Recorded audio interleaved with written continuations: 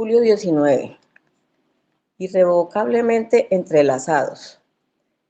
Si hay algún cúmulo en Cristo, y si hay algún consuelo de amor, si hay alguna comunión del Espíritu, si algún afecto y compasión, hagan completo mi gozo, siendo del mismo sentir, conservando el mismo amor, unidos en espíritu, dedicados a un mismo propósito. Filipenses 2, 1, 2. Convertirse en cristiano es como casarse. En el matrimonio, dos individuos se unen y sus vidas se entrelazan de forma irrevocable.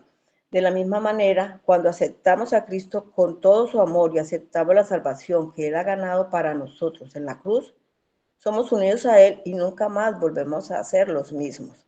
Tal como Pablo recordó a los filipenses, hoy podemos reconocer el ánimo que existe como resultado de nuestra unión con el Señor Jesucristo. Nuestra relación con Él es un regalo de la gracia de Dios hacia nosotros y podemos encontrar seguridad en saber que mediante el poder de su Espíritu, Él está con nosotros a donde quiera que vayamos. Si estás unido a Cristo por fe, Él está más cerca de ti de lo que tú estás de tus propias manos y pies. Tu vida está entrelazada permanentemente al Señor. Una de las dificultades prevalentes en la vida del siglo XXI es que a muchos de nosotros nos sentimos a menudo abandonados, sin compañía y solos, incluso cuando estamos en medio de una multitud. Podemos intentar disfrazar nuestros sentimientos de aislamiento en alguna conversación superficial o con la delgada máscara de una sonrisa, pero a veces nos retiramos de algún grupo sintiéndonos desesperadamente perdidos. Sin embargo, es cierto que los cristianos no necesitamos sentir esta desesperación porque sabemos y conocemos el consuelo de nuestra unión con Cristo. Él nos conoce por completo y nos ama de manera infinita. ¿Existe un gran consuelo en saber esto? El consuelo del que Pablo habla aquí no es solo un sentimiento de comodidad. La palabra describe algo con poder y atracción. Es una palabra de acción. El consuelo fluye en nuestras relaciones con los demás porque el Espíritu nos une, no solo consigo mismo, sino también unos con otros de este lado del cielo. Mientras nos disfrutamos los beneficios de nuestra unión a Cristo, el más precioso de los cuales es Cristo mismo, más nos acercaremos y más profundamente amaremos a nuestros hermanos y hermanas en la fe. Sin embargo, aunque este consuelo nos bendice, también nos contriñe. Nuestro conocimiento de la misericordia y compasión de Cristo debería movernos a mostrar afecto y simpatía hacia los demás a medida que crecemos en nuestra comunión con Él. Es posible que nos endurezcamos por los baches y golpes de la vida. Es posible que nos falte la gracia que se revela en ternura. Es posible que estemos tan ensimismados que fallemos en amar a otros. ¿De qué manera necesitas ánimo o consuelo hoy? Reflexiona en tu unión a Cristo y encuéntralos en Él. Luego, pídele al Espíritu que te muestre si alguien necesita aliento o consuelo hoy y sé el medio a través del cual ellos reciban el consuelo de Cristo. Colosenses 3, del 1 al 11. Amén. Gracias, hermanita Esther. Hermanos, muy buenos días, hermanas, los que se acaban de conectar. Hoy nos encontramos con un devocional que realmente va a enriquecer, como todos, pero este muy especialmente, porque es una verdad, es un regalo que Dios nos ha dado por medio de nuestro Señor Jesucristo, que muchos lo desconocen. Pensamos que ser cristiano es y sentarnos en la iglesia un domingo, orar, leer la Biblia. No, eso va mucho más allá, mis amados hermanos. En Cristo, el Señor nos permite tener y vivir la vida de Cristo. Y se dar cuenta al día de hoy que hemos estado o que tenemos grandes riquezas y que estamos viviendo en grandes pobrezas, porque así lo hemos decidido por desconocimiento o quizás por no entender una verdad tan profunda como estar unido a Cristo, como estar en Cristo. Vamos a leer Filipenses capítulo 2, versículo 1 al 2. Dice el apóstol Pablo: por tanto, si hay alguna consolación en Cristo, si algún consuelo de amor, si alguna comunión del Espíritu, si algún afecto entrañable, si alguna misericordia, completad mi gozo, sintiendo lo mismo, teniendo el mismo amor, unánimes, sintiendo una misma cosa. El apóstol Pablo, en el capítulo 1, que tenemos que tener en cuenta para conectarnos con el capítulo 2, porque dice, por tanto, Pablo formuló en el capítulo anterior lo que debe ser la razón esencial de la vida cristiana cuando escribió, para mí el vivir es Cristo. Eso lo encontramos en el versículo 1:21. La pregunta es, ¿qué es vivir en Cristo? ¿Qué es estar en Cristo? Porque el apóstol Pablo dice que para él el vivir es Cristo. O sea que no había ningún otro aliciente o motivación en su vida, al punto de que Pablo llega a decir, con Cristo estoy juntamente crucificado. Ya no vivo yo, mas Cristo vive en mí. Esta afirmación, que nos dice el apóstol Pablo, nos lleva a una forma de vida que debe producir la manifestación visible de nuestra identificación con Cristo, es decir, nuestra unión con Cristo. Es decir, que cuando tú vienes a Cristo en arrepentimiento y fe, atraído por la gracia, ya no vives tú, Cristo vive en ti. Por eso es que muchas veces el Señor Jesucristo dijo, cuando a tu prójimo, cuando haces alguno de mis pequeños, a mí mismo lo estás haciendo. Tuve hambre, estuve desnudo, estuve en la cárcel, tuve... ¿Cuándo me vestiste? ¿Cuándo te diste de comer? Cuando lo hiciste con uno de mis pequeños. La identificación con Cristo, el punto es de que vamos a llegar a ser semejantes a Cristo. Y esto es muy importante que lo entendamos el día de hoy para que, como dice el devocional, no te sientas solo, no te sientas desconsolado, no te sientas desventurado. No, tú y yo tenemos riquezas gloriosas en Cristo. Con Cristo estamos sentados en lugares celestiales. Estar en Cristo nos lleva a ser coherederos con Cristo de su gloria, al punto de que cuando Jesucristo venga en su gloria, en su manifestación, nosotros juntamente con Él. Él nos ayuda y nos lleva a participar de su gloria, a participar de su reino, porque estamos en Cristo. Entonces la pregunta es, ¿qué es la unión con Cristo? En la teología sistemática de Luis Berkhoff, define la unión con Cristo como aquella unión espiritual íntima, palabra clave, íntima y vital entre Cristo y su pueblo, en virtud de la cual es la fuente de la vida y de la fuerza de su pueblo, de su bienaventuranza y de su salvación. Esa unión con Cristo es una unión íntima, es decir, venimos a ser un solo cuerpo, venimos a ser su cuerpo. Por eso es que una de las analogías del matrimonio habla de la unión de Cristo con la iglesia. Dejará al hombre a su padre, a su madre, y se unirán un solo ser, serán un solo ser. Por eso somos el cuerpo de Cristo y Él es la cabeza. Entonces empezamos a entender realmente qué es estar en Cristo. Eso nos ayuda a entender por qué somos iglesia y nuestra misión como iglesia y la responsabilidad que tenemos con la iglesia, tanto privilegios, beneficios como responsabilidad. Muchos de nosotros pensamos que ser cristiano, vuelvo y reitero, es ir a una iglesia, es decir, a un templo, a una locación, a un edificio, a un local, sentarnos, escuchar la palabra de Dios, orar, cantar e irnos a casa. Si eso es lo que tú crees que eres cristianismo, te tengo una buena noticia y una mala. La buena es que puedes saber por qué es necesario entender esta verdad. Y la mala, que si tú no estás en Cristo, tú no vas para el cielo. Así estés en la iglesia, así vayas a la iglesia, así lleves 20 años siendo cristiano.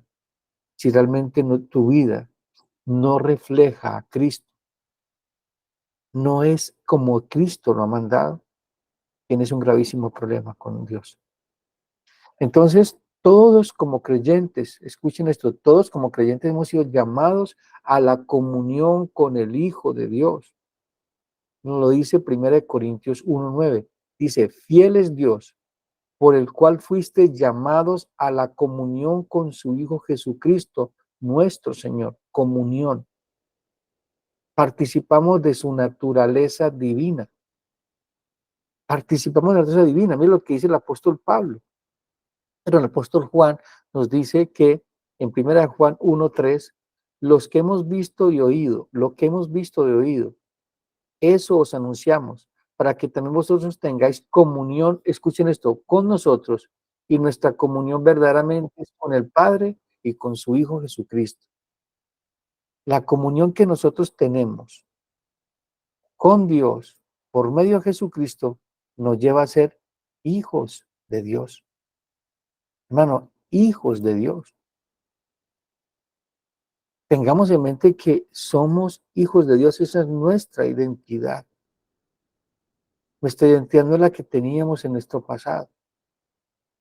Ya no somos lo que éramos. Ahora somos lo que Cristo es, coherederos con Cristo, hijos de Dios, amados de Dios.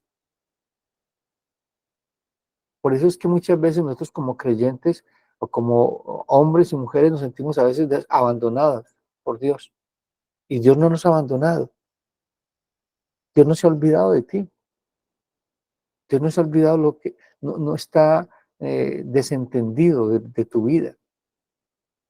Somos parte del cuerpo de Cristo. Él es la cabeza de la iglesia. Él es la cabeza de la iglesia. En la Confesión de Westminster, en la pregunta 69, el Catecismo Mayor plantea, ¿qué es la comunión en gracia que los miembros de la iglesia invisible tienen con Cristo? Luego responde, la comunión en gracia que tienen con Cristo los miembros de la iglesia invisible es su participación de la virtud de su mediación en su justificación, adopción, santificación y todo lo demás que está en la vida manifiesta de su unión con Cristo. La unión con Cristo, mis amados hermanos, no es un sentimiento, una metáfora o ilustración, ni siquiera principalmente una doctrina. Tampoco es una manera de hablar de otra cosa, ya sea de la justificación, de la santificación o cualquier otro beneficio de Cristo. Aunque incluya todas estas otras cosas y más, nuestra unión con Cristo vivo es la verdad esencial de la existencia de todos y cada uno de nosotros en esa vida eterna que Dios nos ha dado por medio de Jesucristo. Es vida en abundancia. No sé si ustedes recuerdan un texto cuando Jesús se encuentra con la mujer samaritana y Jesús le dice a la mujer, nuestro Señor le dice a la mujer, si tú bebieres del agua que yo tengo, de ti saltarían, correrían manantiales de agua de vida eterna. No sé si ustedes también recuerdan cuando el apóstol Pedro, entra al templo y encuentra un hombre paralítico en la puerta del templo. El hombre le dice, dame alguna moneda. ¿Y qué le dice Pedro? De lo que tengo te doy, levántate y anda. ¿Qué tenía Pedro? Pues tenía los recursos divinos que Dios le ha dado a través de Jesucristo. Tú y yo tenemos una nueva vida, una nueva naturaleza. No somos los mismos. Nuestra identidad es Cristo. Fuimos comprados con su sangre preciosa. Y esto tiene que llevarnos a una unión vital los unos con los otros. Nos pertenecemos los unos a los otros. Entonces, tengamos en mente, mis amados hermanos, algo que les voy a leer de un pastor que se llama Marcus Johnson. Dice, la unión con Cristo es algo que a veces no alcanzamos a comprender y viviremos. Si tú no comprendes esta verdad, vivirás en la pobreza espiritual más grande y terminará la historia como un mendigo espiritual. Entonces, por eso es que nada ni nadie podrá separarnos de Dios por nuestra unión con Cristo. O sea, absolutamente nada, porque es que estamos en Cristo, somos su cuerpo. Por eso en Romanos 8:37 al 39 dice, antes en todas estas cosas somos más que vencedores por medio de aquel que nos amó, por lo cual estoy seguro que ni la muerte, ni la vida, ni ángeles, ni principados, ni potestades, ni lo presente, ni lo porvenir, ni lo alto, ni lo profundo, ni ninguna cosa creada nos podrá separar del amor de Dios que es en Cristo Jesús, Señor nuestro. Por eso es que en Cristo estamos seguros, mi amada familia. Pues que en Cristo podemos acercarnos confiadamente delante de Dios y decir, Abba Padre. Juan en el capítulo 15 nos dice que tenemos comunión con Cristo a través de su palabra y por medio de su Santo Espíritu. El Espíritu Santo nos pone en el cuerpo de Cristo. Él nos mantiene unidos a Cristo y los unos con los otros. Pero el Evangelio, la palabra del Señor, nos ayuda a tener comunión los unos con los otros. Por eso es que aquí estamos de diferentes lugares de Colombia. Otros están en el exterior. No importa dónde estemos, estamos unidos los unos a los otros.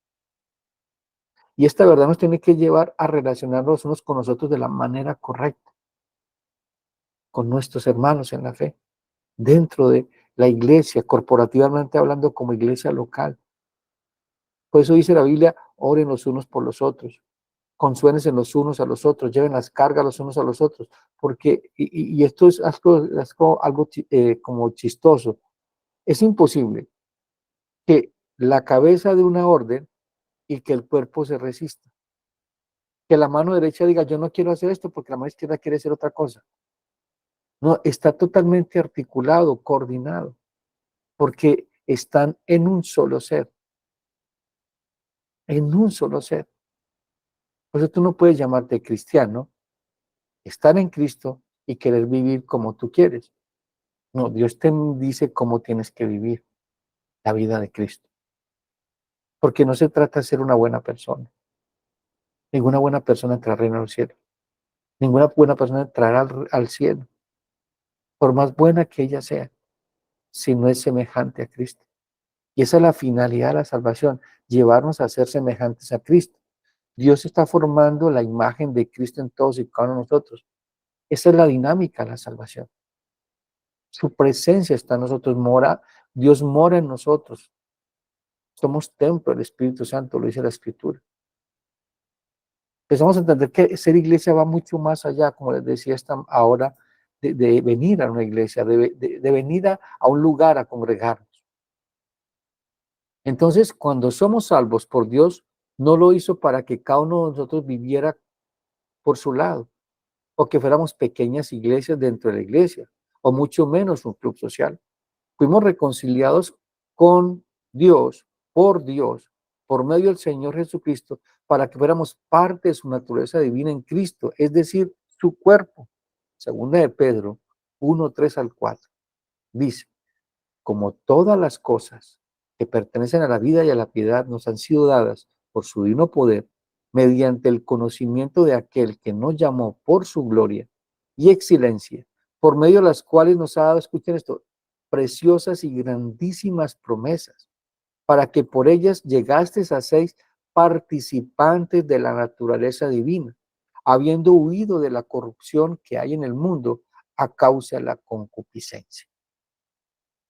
Esta unión con Cristo debe por naturaleza producir en nosotros una nueva vida, no la que teníamos antes, ni mucho menos mejorarla en algunas áreas. Dios no emparcha vidas, Dios las hace nuevas en Cristo. Por eso es que en 2 Corintios dice, en capítulo 5, versículo 17, de modo que si alguno está en Cristo, nueva criatura es.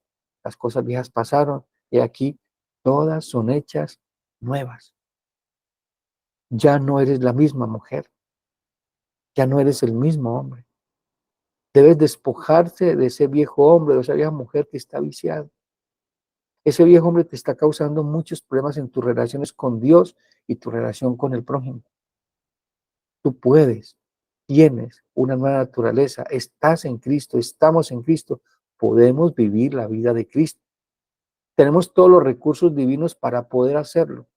Dios ha provisto todo lo que tú necesitas para llegar al cielo y para que tu vida sea como la del Señor Jesucristo. Es decir, hay un cambio dramático y radical en todos y cada uno de nosotros. Actitudes, comportamientos, anhelos, planes, absolutamente todo es nuevo. Ese proceso de transformación se llama la santificación. Aunque ya en Cristo tú y yo estamos sentados en lugares celestiales. Ahí donde cobra sentido de que tú y yo estamos ya en lugares celestiales. Es decir, tú y yo en el tiempo de Dios, en todo lo que Dios ha determinado, ya estamos en el cielo. Aunque estamos luchando aquí en la tierra, pero ya estamos con Él. Por eso es que cuando un creyente parte hacia la eternidad, está plenamente convencido de que cuando abra sus ojos, se encontrará con su Señor. Pues que la salvación es segura. Por eso es que Dios va a estar siempre contigo. Así sea un valle de sombras y muerte, Él está contigo. Eso tiene que darte consuelo y esperanza en todo lo que tú estás viviendo. En Colosenses 3 dice, sí pues, haber resucitado con Cristo, buscad las cosas de arriba, donde está Cristo sentado a la diestra de Dios. Poned la mira en las cosas de arriba, no en las de la tierra, porque habéis muerto y vuestra vida está escondida con Cristo en Dios. Cuando Cristo, vuestra vida, escuchen esto, cuando Cristo, vuestra vida, se manifieste, entonces vosotros también seréis manifestados con Él en gloria. Hermanos, si nosotros hemos nacido de nuevo, si estamos en Cristo, ¿qué tenemos que buscar? ¿Las cosas de este mundo? ¿Debe ser tu tesoro? ¿Tu motivación? No, debe ser Cristo. Debe ser las cosas que anhela Cristo. Poner la mira en las cosas de arriba, no en las de la tierra. ¿Por qué? Porque estamos muertos a los deseos de este mundo. Ya no es tu tesoro. Somos extranjeros y peregrinos. Porque queremos estar con Cristo. Totalmente, absolutamente. Pero muchos de nosotros nos revelamos esta verdad o no la conocemos. O no la conocemos. Son privilegios que Dios nos ha dado por medio de Jesucristo. Y es un glorioso privilegio. El apóstol Pablo nos deja muy claro en estos versículos que el escritor del devocional toma como base es que una de las características que debe verse en acción en la vida de un creyente es la humildad. Esa unión con Cristo tiene resultados en nuestras relaciones. Y la primera que vamos a ver es humildad, que es la que está hablando en el capítulo 2. Una de las virtudes cristianas principales en la manifestación de la vida nueva en Cristo es la humildad. Jesús nos dice, aprendan de mí que soy manso y humilde de espíritu y hallaréis descanso para vuestras almas. Pero esta verdad, esta humildad, es algo que choca frontalmente con nuestra naturaleza caída. En ella, en esa naturaleza caída, el yo condiciona y supedita todas las experiencias de vida. El yo se asienta la arrogante grandeza de un concepto personal equivocado que impide la entrega hacia los demás y la aceptación voluntaria, sin reservas, de darse a favor de otros. Hermano, el peor problema que tenemos nosotros, el principal problema de nuestras relaciones interpersonales con nuestros hermanos en la fe, y no solamente con ellos, sino en nuestro hogar, en nuestro matrimonio, en nuestras relaciones con nuestros hijos, es el orgullo, el yo, ese egocentrismo, ese egolatrismo. Por eso es que la invitación que hace el Señor Jesucristo es todo aquel que quiere ser mi discípulo, niéguese a sí mismo, tome su cruz y siga. El orgulloso siempre será egoísta y el egoísta siempre será orgulloso. Van de la mano. Eso nos ha causado muchos problemas en nuestras relaciones interpersonales y sobre todo con Dios, porque dice la Escritura que Dios resiste, pelea contra los orgullosos. La humildad es el único modo de poder ser un instrumento útil en manos del Señor y es el único modo en que se puede estar en su complacencia y comunión. ¿Dónde dice eso? Acompáñenme en sus Biblias a Isaías 66 del 1 al 2. Dice la palabra del Señor. Jehová dijo así, el cielo es mi trono y la tierra el estrado de mis pies. ¿Dónde está la casa que me habréis de edificar? ¿Y dónde el lugar de mi reposo? Mi mano hizo todas estas cosas. Así todas estas cosas fueron, dice Jehová. Y escuchen esto, pero miraré a aquel que es pobre y humilde de espíritu y que tiembla ante mi palabra. El Señor está diciendo, el cielo es mi trono, yo soy soberano, supremo, la tierra le está a mis pies. ¿Qué casa me habré de edificar? ¿O qué lugar de mi reposo? Está diciendo, nada lo que tú hagas para mí aquí en la tierra es nada comparado con lo que yo soy. Pero dice el Señor que ninguna de esas cosas que el hombre haga lo podrá contener o le podrá agradar. Y él dice, pero miraré. Es el pero de Dios.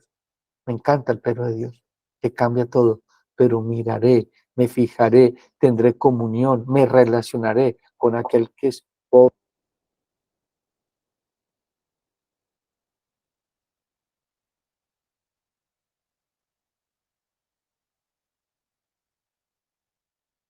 ¿Se fue el sonido solo a mí? Pastor, no se le escucha.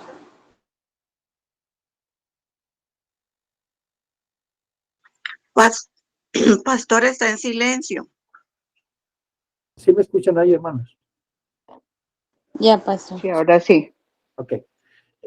Quedé en Isaías 66, ¿cierto? Isaías Sí. 66 nos habla de que Dios, cuando nos dice, el cielo es mi trono y la tierra está a mis pies, ¿qué casa me habrás de construir? O sea, ¿qué lugar harás para mí, para yo habitar? Y él dice, pero ninguna casa me podrá contener. Dirá, pero me fijaré, me relacionaré, tendré compañerismo con aquel que es pobre y humilde de espíritu y tiembla ante mi palabra. Dios solamente tiene comunión y compañerismo con aquellos pobres y humildes de espíritu. Pues dice bienaventurado. La primera bienaventuranza es bienaventurados los pobres de espíritu porque ellos heredarán el reino de los cielos, serán herederos de Dios. Entonces estamos hablando de que realmente ese gran problema que tenemos nosotros de relacionarnos con Dios y con nuestro prójimo es el orgullo. Él ve de lejos al orgulloso. Entonces, el apóstol Pablo nos está enseñando en esta carta de Filipenses una situación que estaba presentándose. ¿Qué situación? Estaba presentándose un gran problema. La falta de humildad en algunos de la iglesia en Filipos estaba produciendo serias dificultades en la congregación. Pablo formula un admirable llamamiento a la humildad y unidad como medio para resolver dichos conflictos. En Filipenses 4, 1 al 2 nos dice que había un gran problema entre dos servidoras de la iglesia que habían trabajado con Pablo. Dice, así que hermanos míos, amados y deseados, gozo y corona mía, estad así firmes en el Señor, amados, ruego, agodia y sindique, y escuchen la palabra clave, que sean de un mismo sentir en el Señor. Tú y yo debemos estar en un mismo sentir en el Señor. ¿Y cuál es el mismo sentir? Ama a tu prójimo como a ti mismo. Ama a tu prójimo como a ti mismo. Aquellos habían recibido bendiciones de Dios que el apóstol señala: consuelo, amor, comunión del Espíritu y afecto entrañable. Lo leímos en el versículo 1. Esto puede pedirles a ellos que manifiesten unidad, humildad y dedicación a otros como respuesta a lo recibido por gracia. Lo que hemos recibido por Dios, por medio de Jesucristo, consuelo, amor y comunión en el Espíritu y un afecto entrañable. Por eso que usted va a ver que el primer fruto que aparece cuando hablamos en Gálatas acerca de los frutos del Espíritu, el primer fruto que aparece es amor. El amor de Dios ha sido derramado en nuestros corazones de una manera sobreabundante. O sea, de una manera que tú no puedes comprender ni contener. En Filipenses 2, 2 al 4 dice, completad mi gozo sintiendo lo mismo, teniendo un mismo amor, unánime, sintiendo una misma cosa. Nada hagáis por contienda o por vanagloria. Antes bien con humildad, estimando cada uno de los demás como superiores al mismo, no mirando a cada uno por lo suyo propio, sino cada cual también por lo de los otros. Para que la iglesia en Filipos viera una realidad que era imperativa en ellos, como cuerpo de Cristo, pone como ejemplo a Cristo mismo. El núcleo de esta carta es Cristo y su obra. Las bendiciones recibidas y experimentadas por los cristianos son el resultado de una obra de gracia hecha por el Señor en la más profunda experiencia, no solo de humildad, sino de humillación. El que se humilla será exaltado. Hay un texto que me encanta y quiero que ustedes lo recuerden y de pronto lo subrayen en sus Biblias. En 1 de Pedro capítulo 5, versículos 6 y 7 dice: humillaos pues bajo la mano poderosa de Dios, para que Él te exalte cuando fuere tiempo, echando todas sus ansiedades sobre Él, porque Él tiene cuidado de nosotros. Dios cuida de nosotros, porque cuando cuida de nosotros está cuidando de Cristo. Y cuando cuida a Cristo, Cristo te cuida a ti, porque el Padre y el Hijo son uno. Por eso es que cuando tú pecas en contra de un prójimo, estás pecando en contra de Cristo. Cuando pecas en contra de tu hermano, pecas contra Cristo. Cuando le sirves a tu hermano, le sirves a Cristo. Esa es nuestra identidad con Cristo. Nuestra unión con Cristo nos lleva a una experiencia que produce frutos dignos de arrepentimiento, una nueva vida. En Filipenses 2, 5 al 8, ¿qué es el ejemplo que dice el apóstol Pablo? ¿Cuál es el punto de referencia que hace Pablo para los creyentes? Dice: haya pues en vosotros este sentir que hubo también en Cristo, el cual siendo en forma de Dios, no estimó el ser igual a Dios como cosa que aferrarse, sino que se despojó a sí mismo, tomando forma de siervo, hecho semejante a los hombres, y estando en la condición de hombre, se humilló a sí mismo, haciéndose obediente hasta la muerte y muerte de cruz. Este es el ejemplo que pone el apóstol Pablo. Si Jesucristo, siendo Dios, en forma de Dios, igual a Dios, no estimó cosa a ser igual a Dios como cosa que aferrarse, sino que se despojó de sí mismo. Debe sernos sentir de nosotros para poder relacionarnos con nuestro prójimo, despojarnos de nosotros mismos. ¿Cuál es el primer mandamiento? Amarás al Señor tu Dios con todo tu corazón, con toda tu mente, con todas tus fuerzas. Y el segundo, amarás a tu prójimo como a ti mismo. Debemos despojarnos de nuestros derechos. Por eso es que nos sentimos tan ofendidos cuando pecan contra nosotros, porque nos sentimos como Dios o superiores a Dios. Para poder relacionarnos con los demás, de un sentimiento de humildad, de respeto, despojarnos de nuestros derechos de justicia, despojarnos de nuestros derechos, como dice por ahí: usted no sabe quién soy yo. No, realmente como cristianos sabemos quiénes somos, porque si tú y yo somos como el Señor y debemos ser semejantes a Cristo, debemos decir: Padre, perdónala porque no sabe lo que hace. Padre, perdónalo porque no sabe lo que hace. Si estamos en Cristo, debemos buscar a nuestro enemigo y pedirle perdón. Si tu enemigo te pide la capa, dale todo, dale la túnica. Si tu enemigo te invita a caminar, a cargar una carga, una milla más, una carga, pues cárgala una milla más. Esta forma de vida se manifiesta absolutamente en Cristo, a quien debe ver el cristiano continuamente como referencia de conducta y modo de vida. Pablo le recuerda la grandeza, la humillación del Señor, para hacerle sentir que si Él se humilló de tal manera, el creyente debe hacerlo en esa misma medida. Si tú sigues a Cristo, debes ser semejante a Cristo. Tú no puedes ser cristiano y seguirle de lejos. Tú no puedes ser cristiano y seguir viviendo igual, odiando, resentimiento, egoísmo, egolatría. Tú no puedes ser cristiano si vives de esa manera. Despojarnos de nosotros mismos duele, porque nos lastima el orgullo, la soberbia, la altivez y la autosuficiencia, y sobre todo ese egoísmo. Por eso es que el evangelio es ofensivo para la carne. El evangelio nos humilla y nos pone de rodillas delante del Señor. Ruego al Señor que este devocional nos lleve a ver esa gloriosa verdad de que estamos en Cristo y que no somos mejores que los demás, que no somos mejores que Cristo, que estamos en Cristo. Cristo, si Él fue obediente hasta el extremo de dar su vida, nosotros también debemos hacerlo, pues ya no vivimos para nosotros, sino para el Señor. Pues juntamente con Él estamos y somos su cuerpo, es decir, que el mundo debe ver a Cristo en nosotros y a través de nosotros. Y ese es el gran problema de la iglesia, que la gente no ve a Cristo en la iglesia. No ven a Cristo en nosotros. Ven un religioso más. Por eso es que nos señalan. Porque decimos que creemos, pero vivimos diametralmente opuesto a lo que creemos.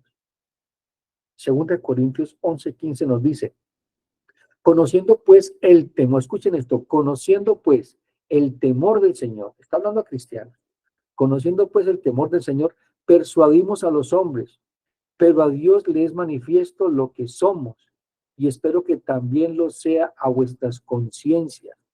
No nos recomendamos, pues, otra vez a vosotros, si no os damos ocasión de gloriarnos por nosotros, para que tengáis con qué responder a los que se glorían en las apariencias, no en el corazón. Porque si estamos locos, es para Dios, y si estamos cuerdos, es para vosotros, porque el amor de Cristo nos constriñe, pensando esto, que si uno murió por todos, luego por todos murió, y por todos murió para que los que viven, es decir, nosotros, ya no vivan para sí, sino para aquel que murió y resucitó por ellos. Hermanos, los creyentes de la iglesia primitiva, esos mártires de la iglesia, por eso eran capaces de entregar su vida por Cristo, porque la vida que ellos tenían era la vida de Cristo. Ellos testificaron de Cristo hasta la muerte. Así como Cristo fue crucificado, muchos de los apóstoles fueron crucificados y martirizados, muchos creyentes de la iglesia fueron fieles a Cristo hasta la muerte, porque su vida no les pertenecía, porque esa vida pasada ya había muerto, estaban vivos en Cristo, ya no se aferraban a nada de este mundo. Todo lo que ellos pedían, anhelaban, estaba en el cielo, estaba en Cristo.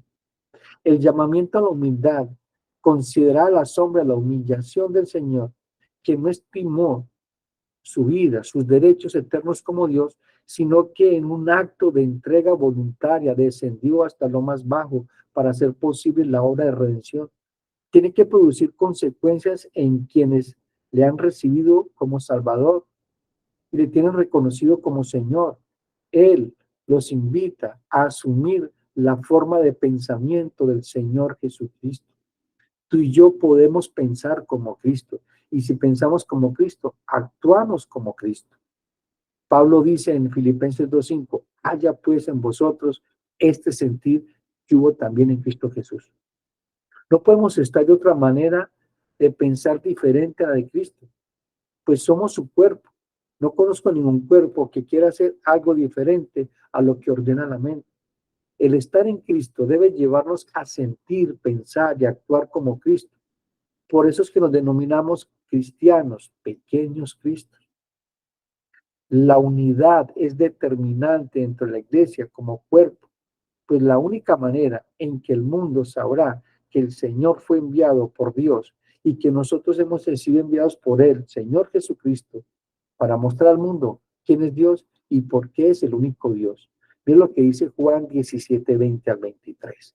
Mas no ruego solamente por estos. Mire que aquí Jesús, lo que llaman la oración pastoral o rendición de cuentas, no solamente está orando por los discípulos, sino por nosotros. Dice, mas no ruego solamente por estos, sino también por los que han de creer en mí, por la palabra de ellos, para que todos sean uno, como tú, oh Padre, en mí y yo en ti, que también ellos sean uno en nosotros, para que el mundo crea que tú me enviaste. La gloria que me diste yo la he dado para que sean uno. Así somos nosotros uno, yo en ellos y tú en mí, para que sean perfectos en unidad, para que el mundo conozca que tú me enviaste y que y que los has amado a ellos como también a mí me has amado. ¿Sí ves? Como Dios ama a Cristo, te ama a ti. Pues es que tú no estás solo en las pruebas que estás viviendo. Dios está contigo. Él ha prometido estar con nosotros. Él ha empezado una buena obra en nosotros. Él te acompaña, te guía, te consuela, te fortalece. No estás solo, no estás sola. Dios está contigo. Y eso tiene que ser una verdad absoluta en mi vida, amados. No puede convertirse en una muletilla. Es decir, Dios está contigo, amado hermano, no temas. No, es una verdad. Es una verdad que cambia las circunstancias y cambia todo. Si Dios está contigo, ¿qué puede pasar? Debe pasar todo lo glorioso, todo lo majestuoso. Aunque haya sufrimiento, Dios está contigo, porque Dios está permitiendo ese sufrimiento con un propósito, llevarte a ser semejante a Cristo. Tú no puedes pretender ser cristiano y que no haya cruz. El sufrimiento es necesario en la vida del creyente. Sufrimos porque muchas veces no podemos obedecer a Dios como Él quiere y como Él demanda. Pero damos gracias a Dios que Jesucristo obedeció por nosotros. Por eso es que estar en Cristo es que todo lo que Cristo hizo, todo lo que Cristo es, fue puesto en nosotros. Su justicia, su obediencia, su fe, su vida perfecta, Dios la ha puesto en nosotros. Por eso es que Él nos ve a nosotros como Cristo. Cuando tú pones de rodillas, está viendo a Cristo de rodillas orando. Cuando tú estás obedeciendo, cuando estás viendo a Cristo, y cuando no lo haces, también ve a Cristo. Ve a Cristo perfectamente en ti. Pablo, después de hablar en capítulo 1, versículo 27, de la necesidad de no tener, luego de hablar de la necesidad de no tener comunión con las cosas o con las personas que se oponen al evangelio, pasa a recordar a los creyentes la necesidad de mantener con solicitud la unidad de la iglesia. La iglesia tiene que estar unida los unos a los otros. Mire que pone como ejemplo el matrimonio. Hermanos, cuando tú y yo nos casamos, con nuestras esposas, con sus esposos, son una sola carne. Por eso lo que tú le haces a ella, lo sufres tú. No conozco el primer matrimonio donde una esposa esté sufriendo y el esposo esté feliz viéndola sufrir, o viceversa, porque son una sola carne. Por eso el apóstol Santiago dice, ustedes se están mordiendo, pero en 1 Corintios ustedes se muerden los unos a los otros. Hermanos, nos pertenecemos los unos a los otros como cuerpo. Nos pertenecemos los unos a los otros. En Romanos 15:3 dice al 6, porque las cosas que se escribieron antes para nuestra enseñanza se escribieron a fin de que por la paciencia y la consolación de las Escrituras tengamos esperanza. Pero el Dios de la paciencia y de la consolación os dé entre vosotros un mismo sentir, otra vez, según Cristo Jesús, para que unánimes a una voz glorifiquéis al Dios y Padre nuestro Señor Jesucristo. Está hablando, es una exhortación a estar unidos, porque estamos unidos, que esa unidad nosotros la alimentemos. La unidad no la hacemos nosotros, la unidad la hizo Cristo el día que nos puso en su cuerpo. Nosotros la alimentamos, la estimulamos.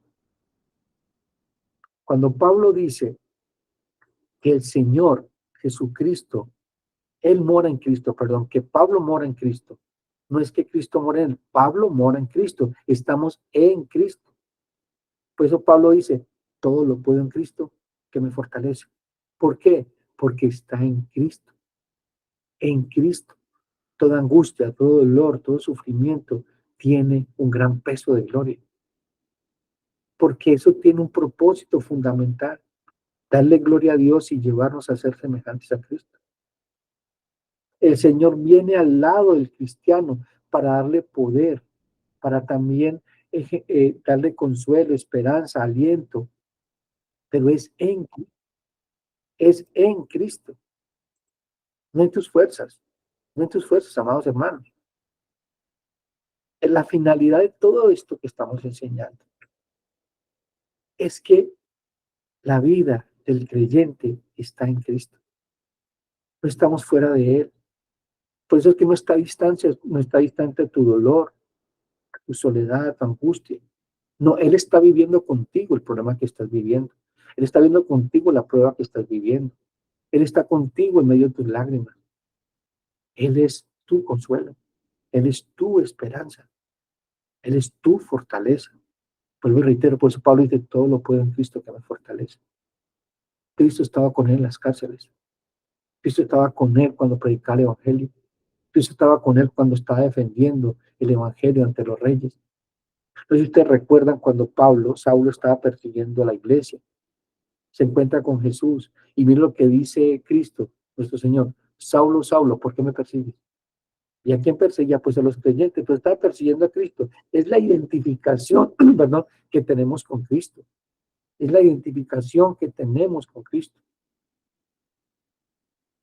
Nuestro Señor es la luz que ilumina la senda, las huellas que marcan el camino y el encuentro final terminarlo. Todavía más, Él es el camino, la verdad y la vida. Ha dejado marcas con sus propios pasos, las sendas donde el creyente corre la carrera de la fe, dejándonos ejemplo para que sigamos sus pisadas. Eso lo dice 1 Pedro 21. Pues para esto fuiste llamados, porque también Cristo padeció por nosotros, dejándonos ejemplo para que sigamos sus pisadas. La exhortación de Pablo: completad mi gozo, sintiendo lo mismo, teniendo el mismo amor, unánime, sintiendo la misma cosa. La primera petición que hace el apóstol Pablo es la unidad, que sean en un mismo sentir, literalmente sintiendo lo mismo. Pablo pide la misma actitud mental en todos los creyentes, lo que generará una unanimidad de parecerse a lo que es igual a todos. Ellos debían identificarse los unos con los otros, ser empáticos con su dolor, ser empáticos con su tristeza, o sea, es pasar el dolor de su prójimo por su corazón.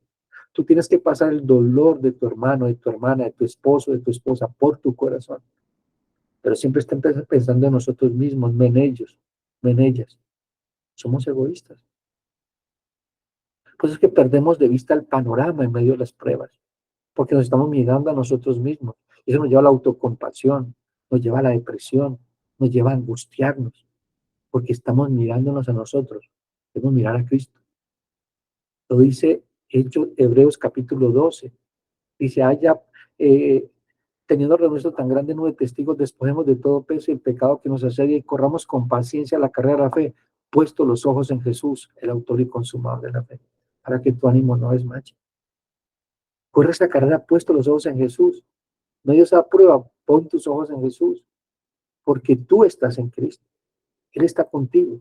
Él es un sumo sacerdote compasivo que puede compadecerse de tus luchas, de tus necesidades, porque Él está contigo. Cristo sufre contigo.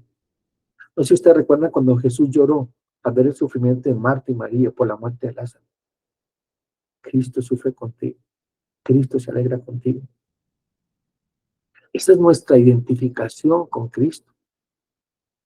Estamos entrelazados con Cristo. Esa verdad tiene que cambiar tu perspectiva acerca de ser hijo de Dios e hija de Dios. Tenemos la mente de Cristo, podemos ver las situaciones de la perspectiva de Cristo. Segunda de Corintios nos dice, porque ¿quién conoció la mente del Señor? ¿Quién la instruirá? Mas nosotros tenemos la mente de Cristo.